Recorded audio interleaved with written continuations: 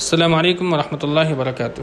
الحمدللہ رب العالمین والصلاة والسلام علی رسولہ الکریم، اما بعد، اعوذ باللہ من الشیطان الرجیم، بسم اللہ الرحمن الرحیم۔ اذا جاء نصر اللہ والفتح۔ معزز ناظرین، آج ہم انشاءاللہ فتح مکہ کا جو واقعہ ہے اسلامی تاریخ میں، آج اس کی تفصیل آج کے اس درس میں ہم انشاءاللہ مطالعہ کریں گے۔ بسم اللہ الرحمن الرحیم۔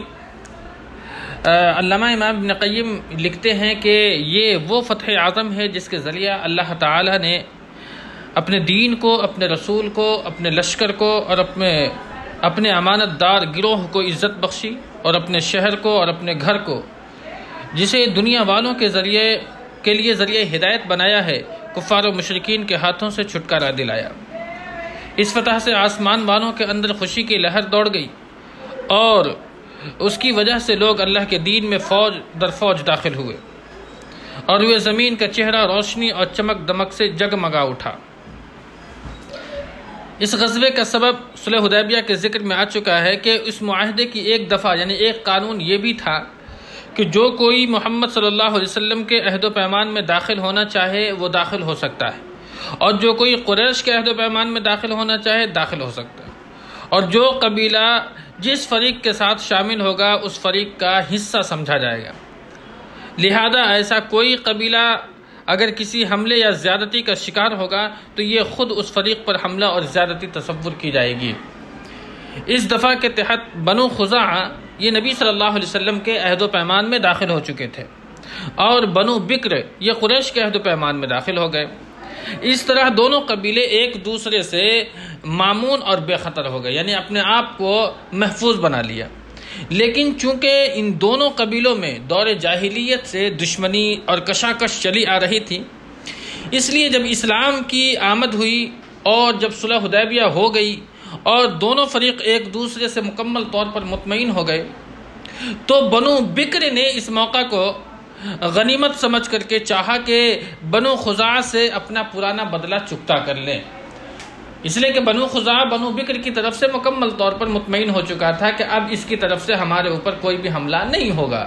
لیکن بنو بکر نے کہا کہ اس کے اطمینان کا ہمیں یہ فائدہ اٹھانا چاہیے کہ ہم جاہلیت کا بدلہ ہم اس وقت اٹھا لیں۔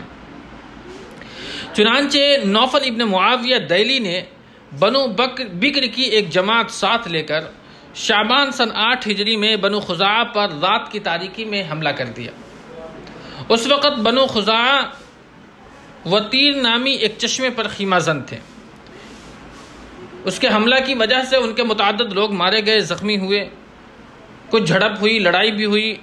ادھر قریش نے اس حملے میں ہتھیاروں سے بنو بکر کی مدد کی۔ ہم جانتے ہیں کہ بنو بکر قریش کے کیا تھے؟ حلیف ہو گئے تھے، ان کے عہد و پیمان میں داخل ہو چکے تھے، تو قریش نے بھی ہتھیاروں کے ذریعے سے بنو بکر کی مدد کی، بلکہ ان کے کچھ آدمی بھی رات کی تاریکی کا فائدہ اٹھا کر کے لڑائی میں شریک ہوئے۔ بہرحال حملہ آوروں نے بنو خزاعہ کو کھدیڑ کر حرم تک پہنچا دیا۔ حرم پہنچ کر کے بنو بکر نے کہا کہ اے نوفل، اب تو ہم حرم میں داخل ہو گئے، تمہارا الہ۔ اس کے جواب میں نوفل نے ایک بڑی بات کہی، بولا بنو بکر، آج کوئی الہ نہیں، اپنا بدلہ چکا لو۔ میری عمر کی قسم، تم لوگ حرم میں چوری کرتے ہو تو کیا حرم میں اپنا بدلہ نہیں لے سکتے؟ ادھر بنو خزاعہ نے مکہ پہنچ کر بدیل بن ورقہ خزاعی اور اپنے ایک آزاد کردہ غلام رافع کے گھروں میں پناہ لی، اور عمر بن سالم خزاعی نے وہاں سے نکل کر کے فوراً مدینہ کا رخ کیا اور رسول اللہ صلی اللہ علیہ وسلم کی خدمت میں پہنچ کر کے سامنے کھڑا ہو گیا۔ اس وقت آپ صلی اللہ علیہ وسلم مسجد نبوی میں صحابہ کے درمیان تشریف فرما تھے۔ عمر بن سالم نے عربی کے اندر میں ایک شعر کے ذریعے سے اپنی بات کو اللہ کے نبی صلی اللہ علیہ وسلم کے درمیان رکھنا چاہا ہے، جس کا ترجمہ کچھ اس طریقے سے ہے کہ اے پروردگار، میں محمد صلی اللہ علیہ وسلم سے ان کے عہد و پیمان اور ان کے والد کے قدیم عہد کی دہائی دے رہا ہوں۔ یعنی اس نے پچھلی جو باتیں تھی نبی کے والد کے زمانے سے، اس بات کے بارے میں ذکر کر کے کہا کہ میں دہائی دے رہا ہوں، میں فریاد کر رہا ہوں۔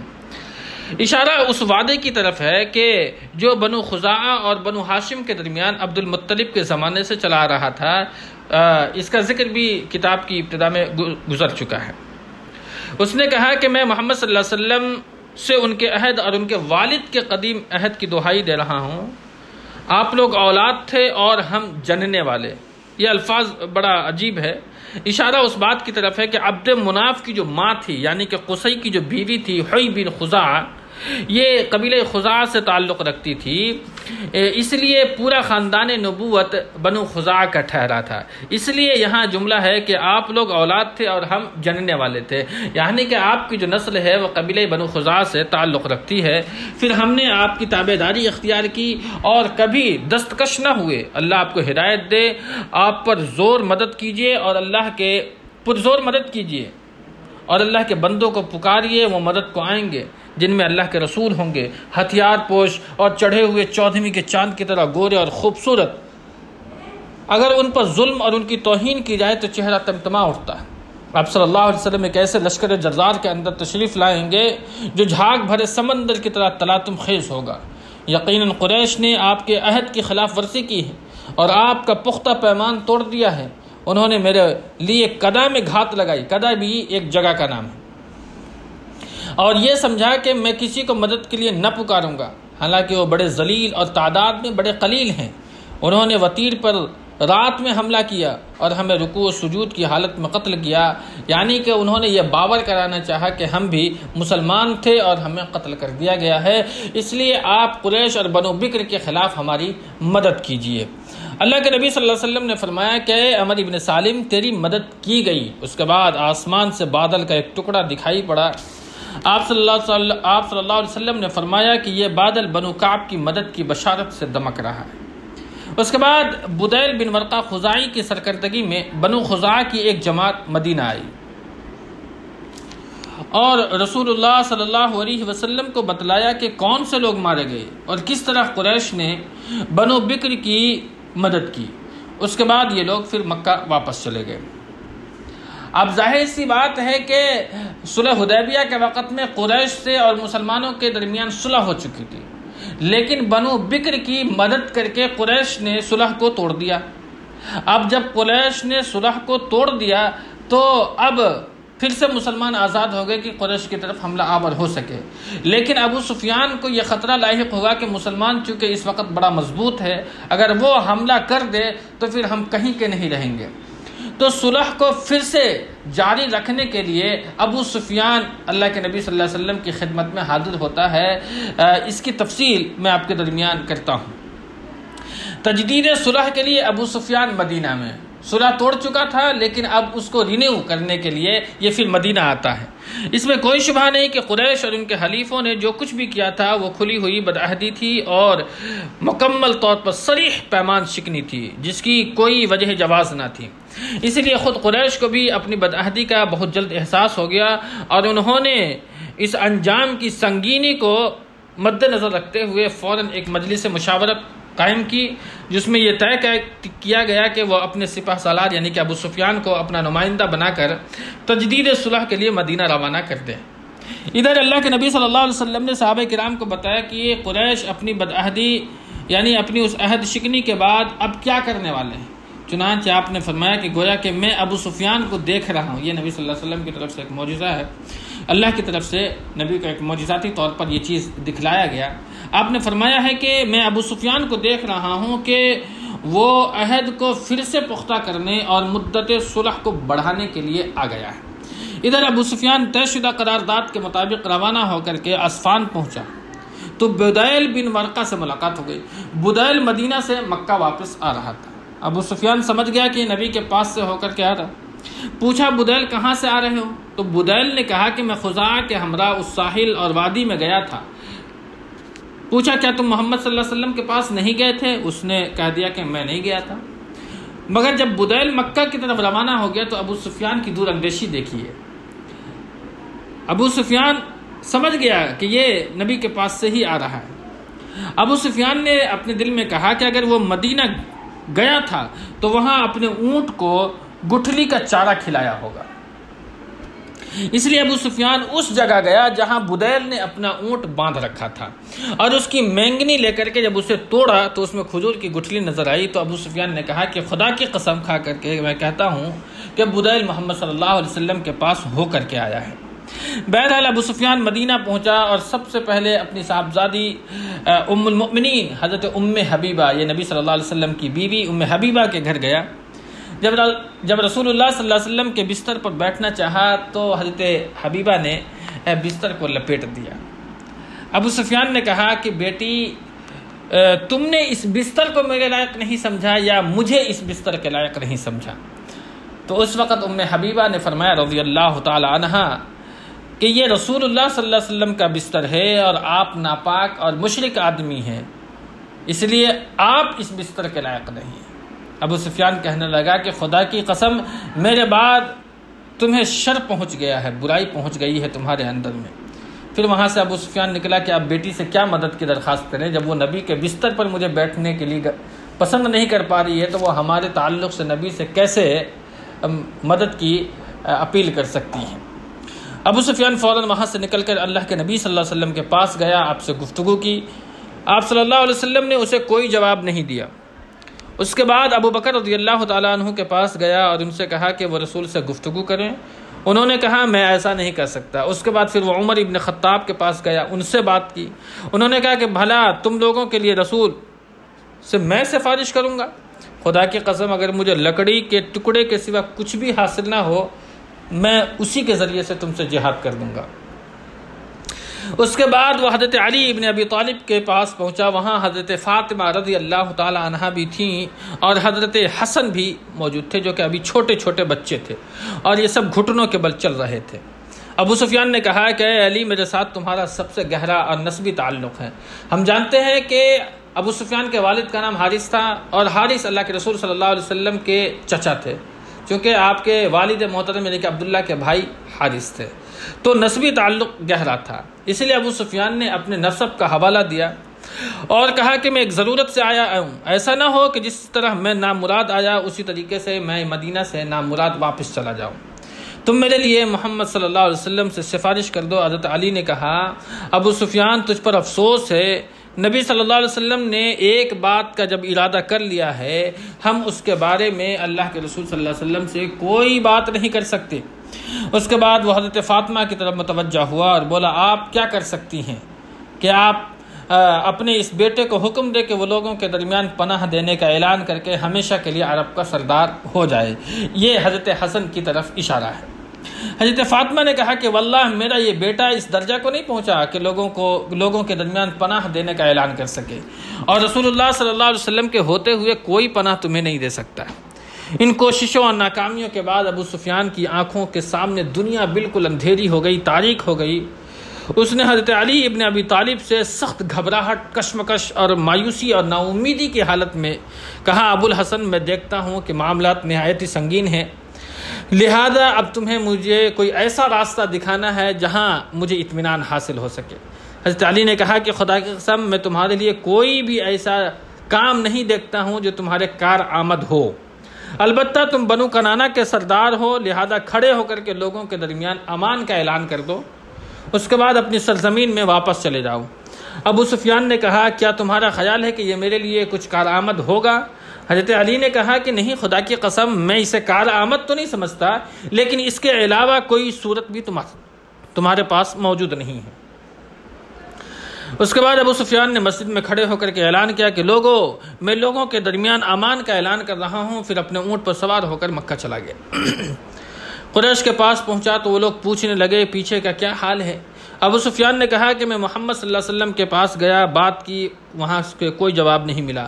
ابو قحافہ کے بیٹے کے پاس گیا یعنی کہ ابو بکر کے پاس گیا، وہاں سے بھی کوئی بھلائی کی بات نہیں پائی۔ عمر ابن خطاب کے پاس گیا تو وہ تو سب سے کٹر دشمن پایا اسے۔ پھر حضرت علی کے پاس گیا تو میں نے اسے سب سے نرم پایا، اس نے مجھے ایک رائے دی اور میں نے اس پر عمل کیا، لیکن پتہ نہیں وہ رائے کام آئے گی یا نہیں آئے گی۔ رائے کیا تھی؟ ابو سفیان سے جب لوگوں نے پوچھا تو ابو سفیان نے کہا کہ وہ رائے یہ تھی کہ میں لوگوں کے درمیان امان کا اعلان کر دوں، اور میں نے ایسا ہی کیا۔ قریش نے کہا تو کیا محمد صلی اللہ علیہ وسلم نے اس امان کو نافذ کر دیا؟ ابو سفیان نے کہا نہیں، لوگوں نے کہا تیری تباہی ہو، اس شخص یعنی کہ حضرت علی نے تیرے ساتھ مذاق کیا ہے۔ ابو سفیان نے کہا خدا کی قسم اس کے علاوہ کوئی بھی صورت نہ بن سکے۔ غزوے کی تیاری اور اخفائی کوشش۔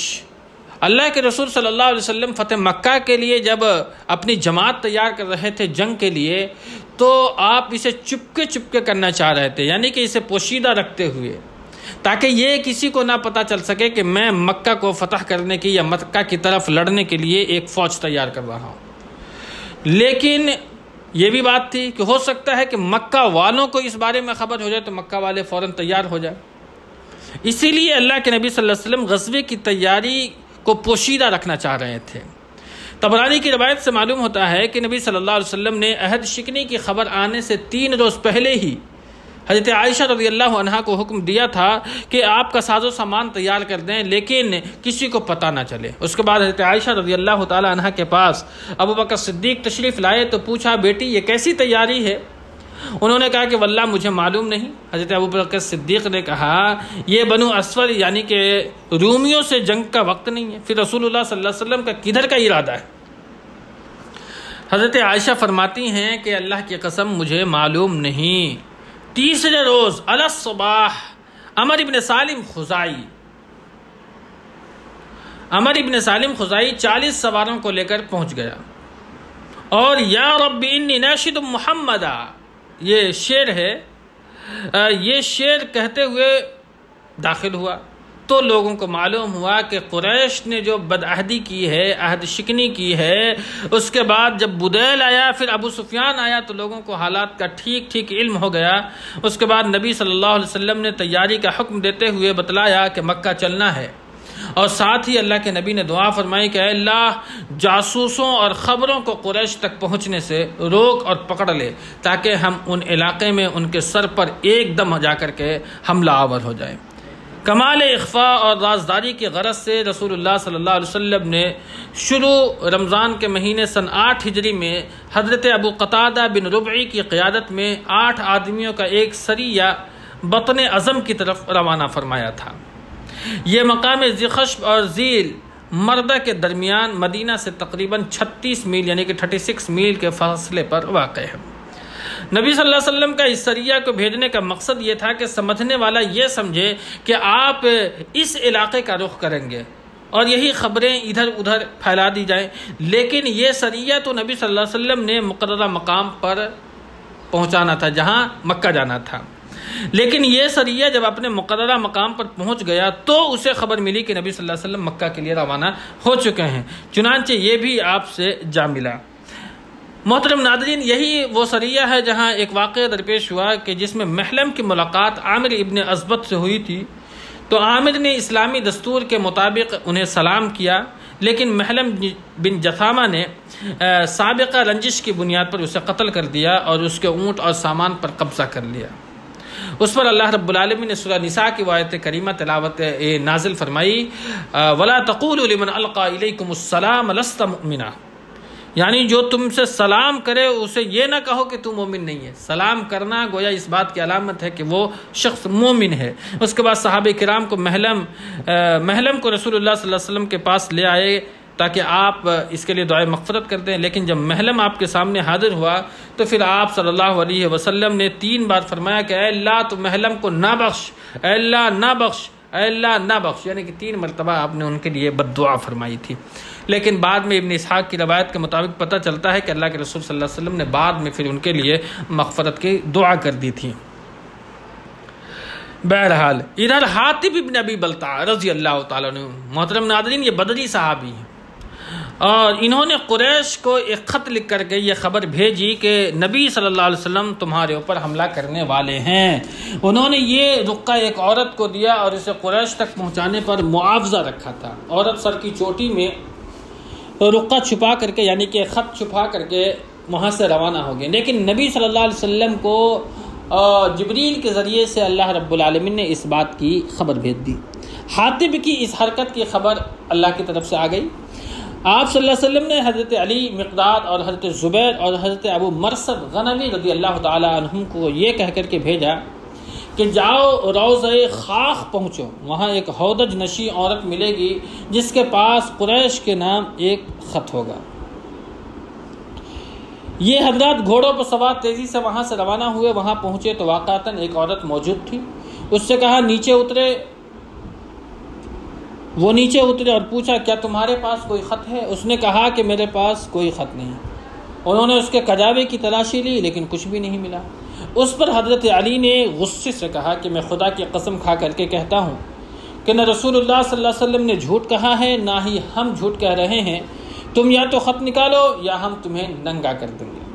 جب اس نے یہ ارادہ کی پختگی دیکھی تو بولی کہ اچھا منہ پھیرو۔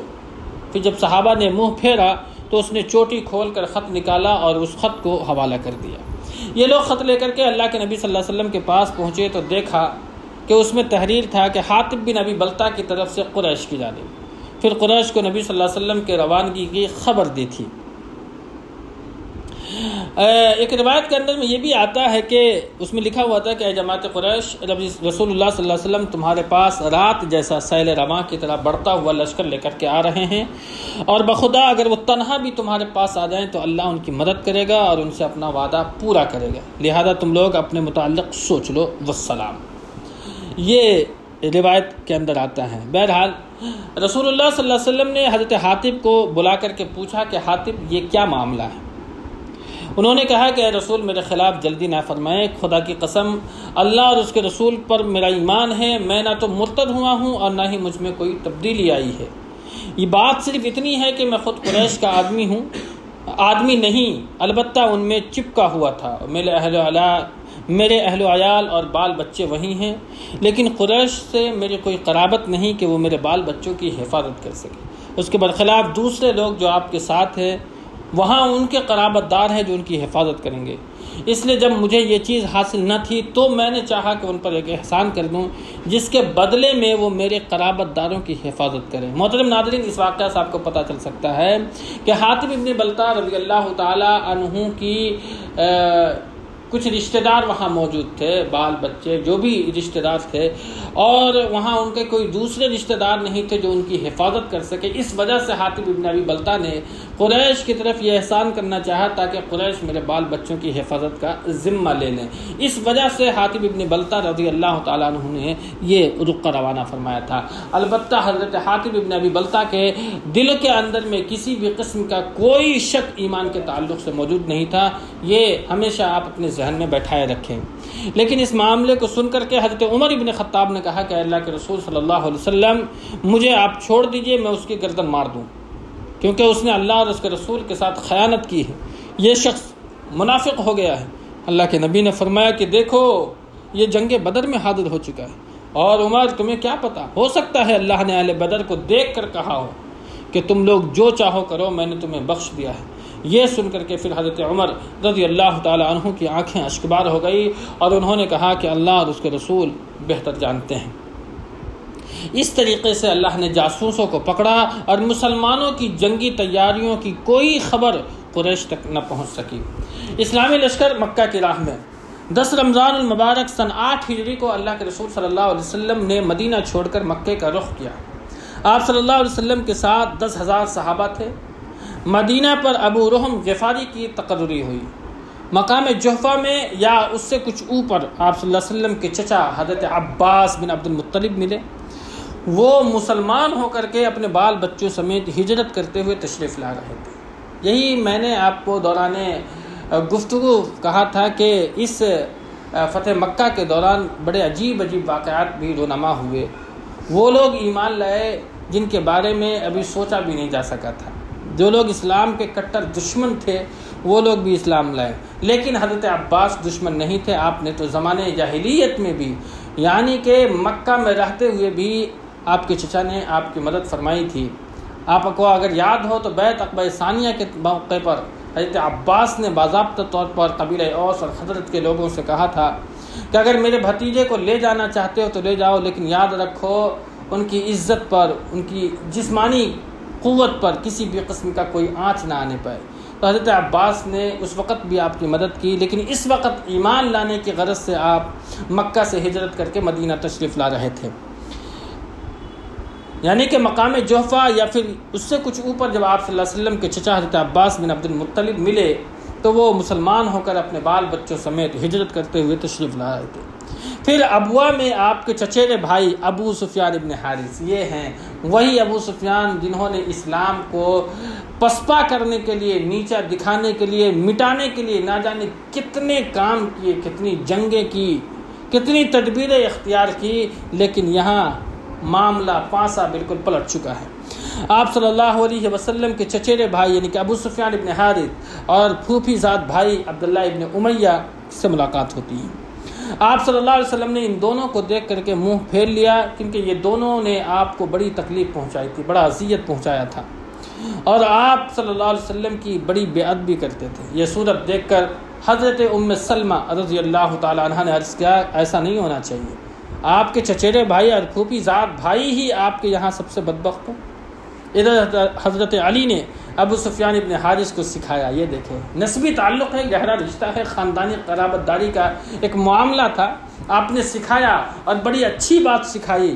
حضرت علی رضی اللہ تعالی عنہ نے ایسی بات سکھلائی کہ اگر وہ بات اگر آپ اختیار کریں تو اللہ کے رسول صلی اللہ علیہ وسلم بہت جلد آپ سے رضامند ہو جائیں گے۔ کیا سکھایا حضرت علی رضی اللہ تعالی عنہ نے کہ ابو سفیان سے کہا کہ رسول اللہ صلی اللہ علیہ وسلم کے پاس جاؤ اور وہی کہو جو حضرت یوسف علیہ السلام کے بھائیوں نے حضرت یوسف سے کہا تھا۔ کیا کہا تھا ان کے بھائیوں نے؟ تاللہ لقد آثرک اللہ علینا وان کنا لخاطئین، کہ خدا کی قسم اللہ نے آپ کو ہم پر فضیلت بخشی ہے اور یقیناً ہم خطاکار تھے، ہم گناہگار تھے، کیونکہ آپ صلی اللہ علیہ وسلم کبھی بھی یہ پسند نہیں کریں گے کہ کسی اور کا جواب آپ سے عمدہ رہا ہو۔ چنانچہ ابو سفیان نے یہی کیا اور جواب میں فوراً نبی صلی اللہ علیہ وسلم نے فرمایا لا تثریب علیکم اليوم یغفر اللہ لکم وہو ارحم الراحمین، آج تم پر کوئی سرزنش نہیں، اللہ تمہیں بخش دے، وہ ارحم الراحمین ہے۔ اس پر ابو سفیان نے آپ صلی اللہ علیہ وسلم کو چند اشعار سنائے۔ تیری عمر کی قسم، جس وقت میں نے اس لیے جھنڈا اٹھایا تھا کہ لات کے شہسوار یعنی کہ محمد کے شہسوار پر غالب آ جائے، تو میری کیفیت رات کے اس مسافر کی سی تھی جو تیرا و تار رات میں حیران و سرگردہ ہوں، لیکن اب وقت آ گیا ہے کہ مجھے ہدایت دی جائے اور میں ہدایت پاؤں۔ مجھے میرے نفس کے بجائے ایک ہادی نے ہدایت دی اور اللہ کا راستہ اسی شخص نے بتایا جسے میں نے ہر موقع پر دھتکار دیا تھا۔ یہ سن کر کے اللہ کے رسول صلی اللہ علیہ وسلم نے ان کے سینے پر ضرب لگائی اور فرمایا تم نے مجھے ہر موقع پر دھتکارا تھا۔ بعد میں ابو سفیان کے اسلام میں بڑی خوبی آئی۔ کہا جاتا ہے کہ جب انہوں نے اسلام کو قبول کیا، حیا کے سبب یعنی کہ شرمندگی کے مارے نبی صلی اللہ علیہ وسلم کی طرف کبھی سر اٹھا کر کے نہیں دیکھا۔ رسول اللہ صلی اللہ علیہ وسلم بھی ان سے محبت کرتے تھے اور ان کے لیے جنت کی بشارت دیتے تھے، فرماتے تھے کہ مجھے امید ہے کہ یہ حضرت حمزہ کا بدل ثابت ہوں گے۔ اور جب ان کی وفات کا وقت آیا تو کہنے لگا مجھ پر نہ رونا، کیونکہ اسلام لانے کے بعد میں نے کبھی بھی کوئی گناہ نہیں کیا، کبھی بھی کوئی گناہ کی بات نہیں کہی ہے۔ یہ جملہ حضرت ابو سفیان رضی اللہ تعالیٰ عنہ کا جملہ ہے جسے علامہ ابن قیم نے اپنی کتاب زاد المعاد میں لکھا ہے۔ محترم ناظرین، رسول اللہ صلی اللہ علیہ وسلم وہاں سے سفر جاری رکھتے ہیں۔ مرز زہران میں اسلامی لشکر کا پڑاؤ ہوتا ہے۔ آپ صلی اللہ علیہ وسلم اور صحابہ کرام روزے سے تھے، لیکن عصفان اور قدید کے درمیان قدید نامی چشمے پر پہنچ کر آپ صلی اللہ علیہ وسلم نے روزہ توڑ دیا تھا۔ یہ روایت بخاری شریف کی ہے، اور آپ صلی اللہ علیہ وسلم کے ساتھ صحابہ کرام نے بھی روزہ توڑ دیا۔ اس کے بعد پھر آپ نے سفر جاری رکھا، یہاں تک کہ رات کے ابتدائی اوقات میں مرز زہران یعنی کہ وادی فاطمہ پہنچ کر کے آپ نزول فرمایا۔ وہاں آپ صلی اللہ علیہ وسلم کے حکم سے لوگوں نے الگ الگ آگ جلائی، اس طرح 10,000 چولہوں میں آگ جلائی گئی۔ رسول اللہ صلی اللہ علیہ وسلم نے حضرت عمر بن خطاب کو پہرے پر مقرر فرمایا۔ ابو سفیان دیار نبوت میں مرز زہران میں پڑاؤ ڈالنے کے بعد حضرت عباس رسول اللہ صلی اللہ علیہ وسلم کے سفید خچر پر سوار ہو کر نکلے۔ مقصد یہ تھا کہ کوئی لکڑہارا یا کوئی بھی آدمی مل جائے تو اس سے قریش کے پاس خبر بھیج دیں تاکہ وہ مکے میں نبی کے داخل ہونے سے پہلے آپ کے پاس حاضر ہو کر امان طلب کر لیں۔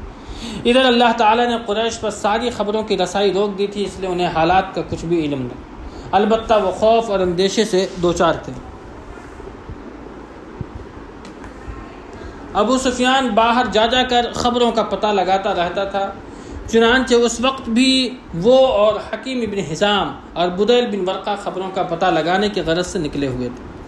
حضرت عباس کا بیان ہے کہ بخدا میں رسول کے خچر پر سوار جا رہا تھا تو مجھے ابو سفیان اور بدیل بن ورقہ کی گفتگو سنائی پڑی۔ وہ باہم آپس میں رد و قدح کر رہے تھے، گفتگو کر رہے تھے۔ ابو سفیان کہہ رہا تھا کہ خدا کی قسم میں نے آج رات جیسی آگ اور ایسا لشکر تو کبھی دیکھا ہی نہیں، اور جواب میں بدیل کہہ رہا تھا کہ یہ خدا کی قسم بنو خزاعہ ہیں، جنگ نے انہیں چھیل کر رکھ دیا۔ اس پر ابو سفیان کہہ رہا تھا خزاعہ اس سے کہیں کمتر اور ذلیل ہیں کہ یہ ان کی آگ اور ان کا لشکر ہے۔ حضرت عباس کہتے ہیں کہ جب میں نے ان کی آواز پہچان لی اور کہا ابو حنظلہ، اس نے بھی میری آواز پہچان لی اور بولا ابو الفضل۔ میں نے کہا ہاں۔ اس نے کہا کیا بات ہے؟ میرے ماں باپ تجھ پر قربان۔ میں نے کہا یہ رسول اللہ صلی اللہ علیہ وسلم ہے، لوگوں سمیت ہے قریش کی تباہی۔ واللہ اس نے کہا اب کیا حیلہ ہے؟ میرے ماں باپ تم پر قربان۔ میں نے کہا واللہ اگر وہ تمہیں پا گئے تو تمہاری گردن مار دیں گے، لہذا اس خچر پر پیچھے بیٹھ جاؤ، میں تمہیں رسول اللہ صلی اللہ علیہ وسلم کے پاس لے چلتا ہوں اور تمہارے لیے امان طلب کیے دیتا ہوں۔ اس کے بعد ابو سفیان میرے پیچھے بیٹھ گیا اور اس کے دونوں ساتھی واپس چلے گئے۔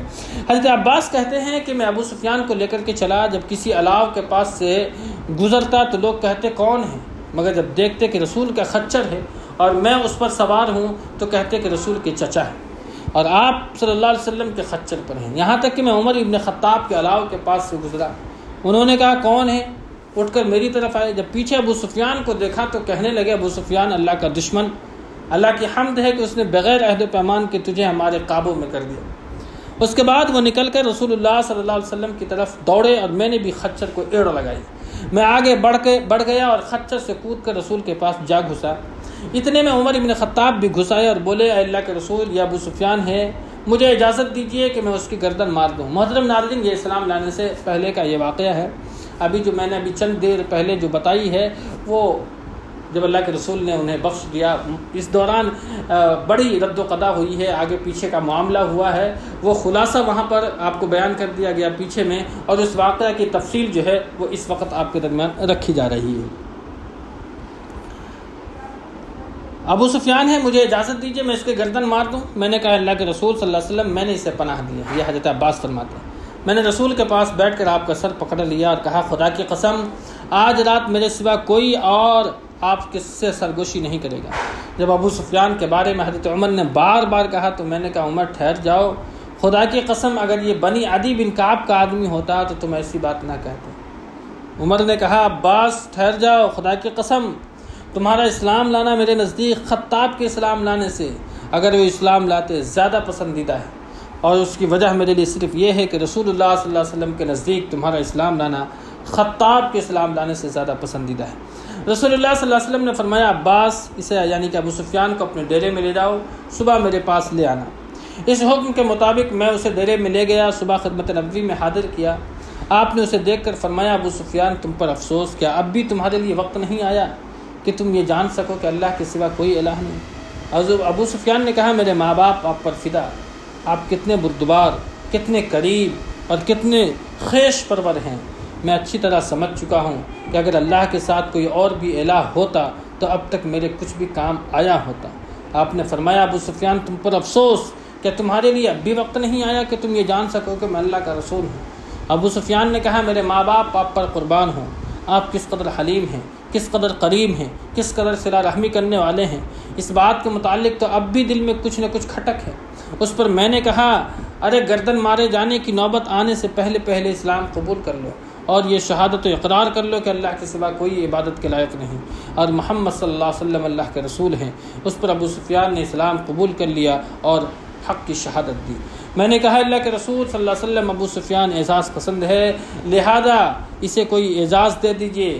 آپ نے فرمایا ٹھیک ہے، جو ابو سفیان کے گھر میں گھس جائے اسے امان ہے، اور جو اپنا دروازہ اندر سے بند کر لے اسے امان ہے، اور جو مسجد حرام میں داخل ہو جائے اسے بھی امان ہے۔